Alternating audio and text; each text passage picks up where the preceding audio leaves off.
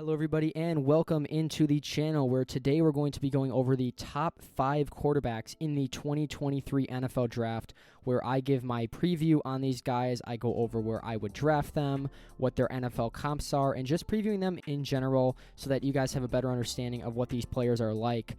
So if you wouldn't mind just taking 1 second, liking and subscribing, it would really go a long way to supporting my channel. It takes me a ton of work to make these profiles, watch all these guys, so I know what I'm talking about. So starting here at number 5, we have Hendon Hooker out of Tennessee. I guess I come in more of the middle in terms of Hendon Hooker.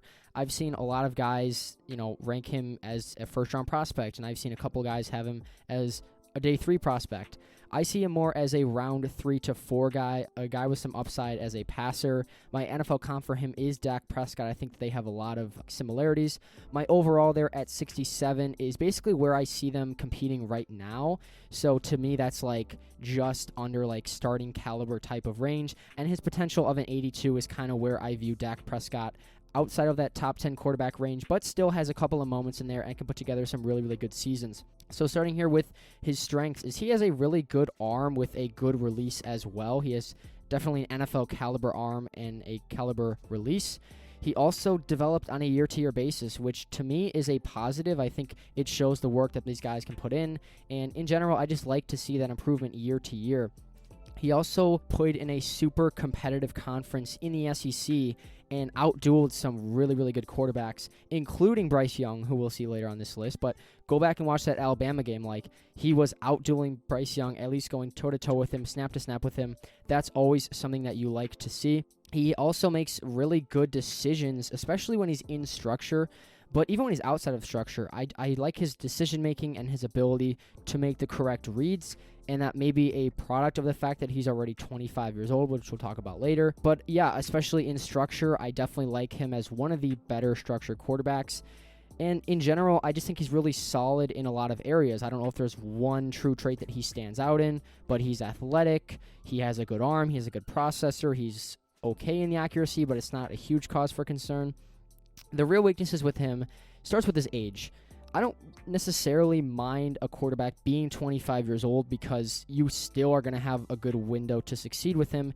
The issue is the development, and there are serious questions about how much more Hendon Hooker is going to develop considering he's already 25. Now, it is a good sign that he has gotten better each year in college, but the NFL is a different ballgame, and I don't know. I just don't know how much a 25-year-old quarterback is going to improve. He also doesn't really have a high-end trait, which can kind of go both ways because, yeah, he's really good in a lot of areas, but so much more of drafting quarterbacks in this day and age is drafting based off of traits, not off of production, not off of like stats or wins. It's what can you bring us to the table as a team.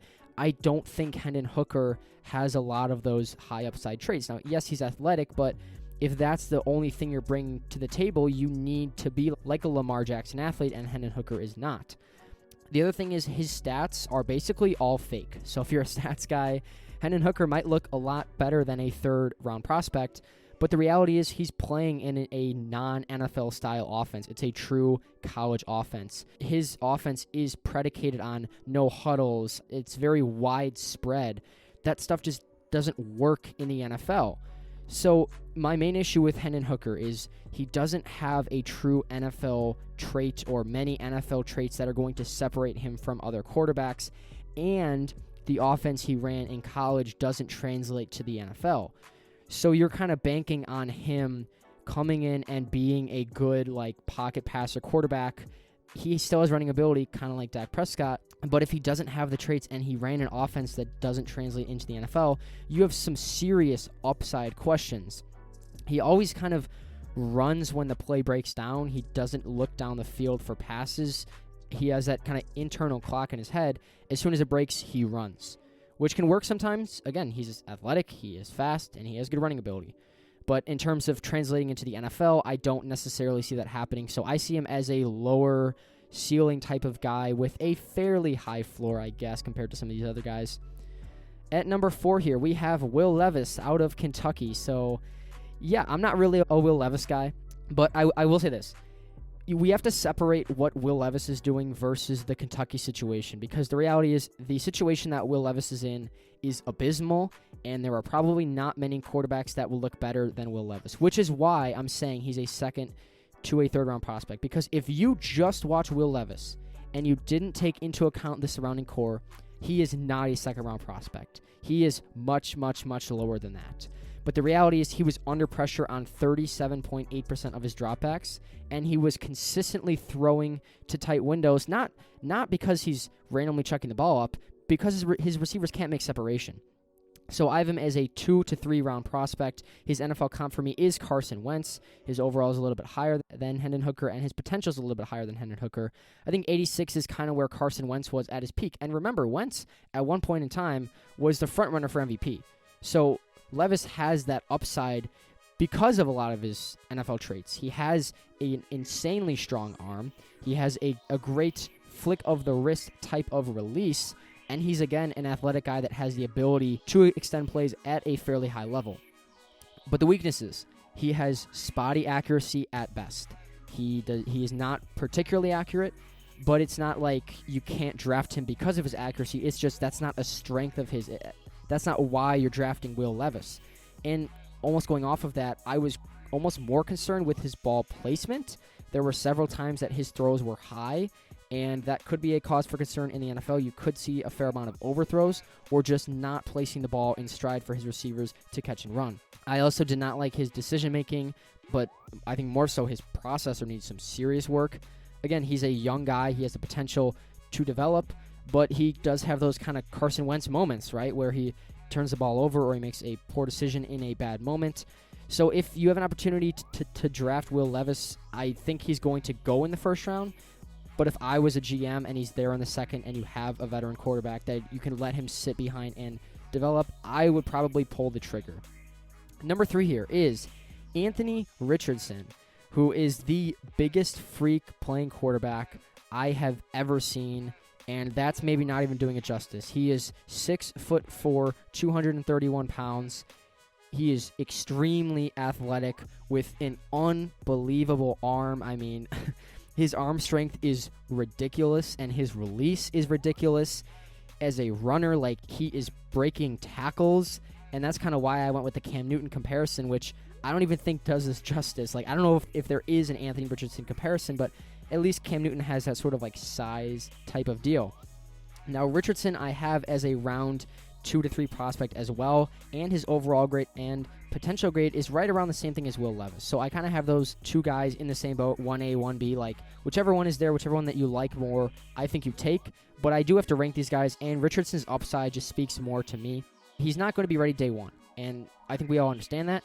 So if you're drafting him because you're willing to sit and wait.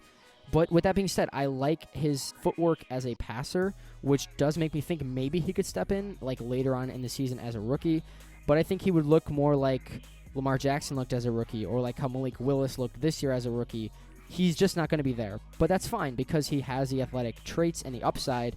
And as I mentioned here with Hendon Hooker, I said NFL teams at this point are drafting more for the traits, and he has the traits.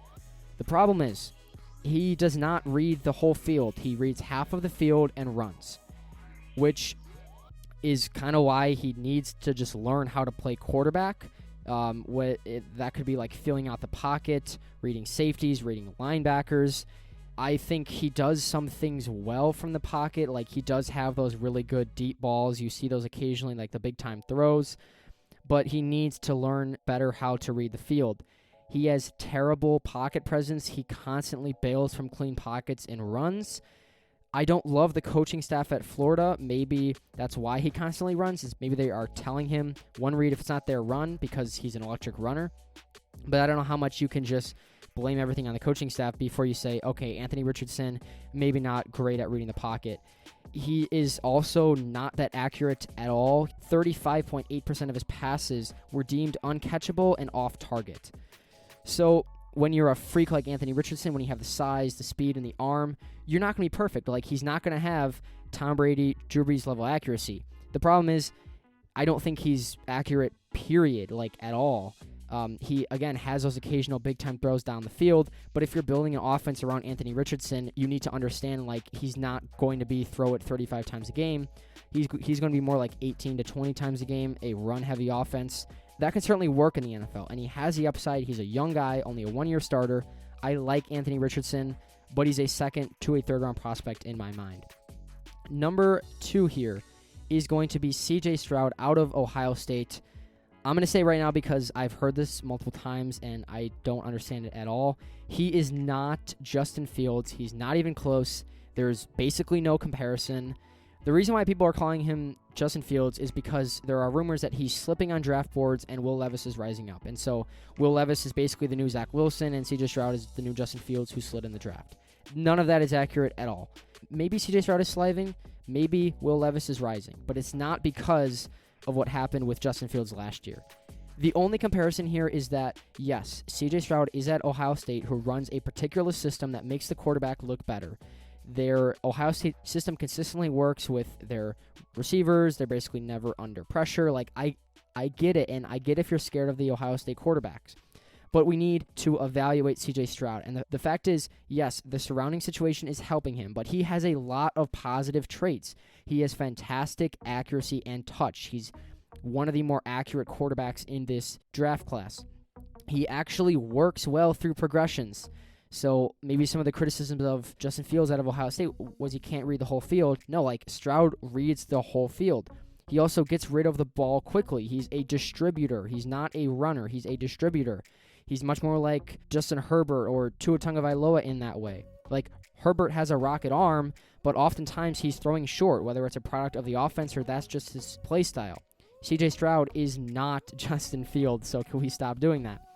But some weaknesses of him is I think he's more of a react thrower. And what I mean by that is he doesn't always test tight windows. He has the ability to anticipate passes, but it's more like he sees the ball and then he throws it, which is fine in college. Like, it works at Ohio State. I don't have any, like, true concerns about that because he's supremely accurate. He is not amazing outside of pressure, and he's kind of reliant on the structure, so he's more of that, like, system type of quarterback mold. He occasionally bails from clean pockets and takes, like, super deep drops back, which I don't really understand. And he's athletic but doesn't always know when to run. He definitely prefers to stay in the pocket. And I think when you watch him, it's really apparent. There's a lot of really good with C.J. Stroud, but how much of there is there great? Like, is there a lot of great with C.J. Stroud that would make him a top 5 quarterback?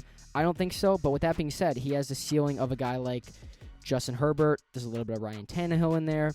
So I like Stroud as a first-round value. Reminds me a little bit of Justin Herbert. And then number 1, no surprise here, Bryce Young is the number 1 quarterback by a mile. He is so relaxed and calm and poised. I don't think I've ever seen anything like it. And speaking of never seen anything like it, his release, oh my God, he has a quick twitch throwing motion. One of the best releases I've maybe ever seen. It's unbelievable. He has great accuracy at all levels. He anticipates passes like no quarterback I've ever seen outside of, like, Joe Burrow in college. So I really, really like Bryce Young. He has amazing play extension. Like, I can't even tell you how many times that he's scrambling around in the pocket and just jukes out a defender in the backfield and then makes a ridiculous throw down the field. It's constantly against good talent. He's making superstar-level plays. He is very athletic, but always looks to throw. His eyes are always down the field. He has Tom Brady-level red zone efficiency. He does not make those critical mistakes in the red zone. And not only that, but he doesn't, like, check the ball down in the red zone. He's always looking for the touchdown in the red zone. So that's kind of what separates him from some of these other guys. Very small weaknesses here. He is under 200 pounds. I'm not overly concerned about the 6-foot thing. There is a lot of good quarterbacks recently that are under 6 feet. I'm not super concerned. But being under 200 pounds, that's a bit of a concern because he does take a fair amount of hits. So I guess, like, the durability thing could be a question. He's not great against the blitz. He occasionally gets, like, fooled by disguised coverages. But these are knocks that you wouldn't give to anybody else. You're only knocking him because he's Bryce Young and because he's going to go, like, number 1 overall or number 2 overall or wherever he goes. I really don't have a ton of questions about Bryce Young. I have his NFL comp as Deshaun Watson, of course, minus all the off-field stuff. But there's a lot to like there with Bryce Young. I think he's going to be a great NFL player with his potential there at 92, which is by far the highest out of any of these guys. I really think that Bryce Young, barring he goes to some terrible situation, is going to end up being really, really good. So overall, I don't love this quarterback class. I only have 2 true like first-round grades, and really one guy, Bryce Young, that I'm super, super confident in. I think with Will Levis and Anthony Richardson, those are the 2 kind of boom or bust guys who are likely to go in round 1. I don't know if I would pull the trigger, but I guess I can't blame a team if they're looking at the traits and the upside. Hendon Hooker is a guy that, like, okay, if you're later in the draft, if you have a veteran quarterback, I wouldn't mind necessarily taking him in round 3 or round number 4. And then C.J. Stroud and then Bryce Young are the 2 guys who I think are most likely to become franchise quarterbacks. So if you agree or disagree, definitely let me know down in the comment section below. I would love to hear your opinion. I will also have my socials linked down there so you can follow me. You can either tweet at me or you can follow my Instagram. Thank you all for watching, and I will see you all in the next video.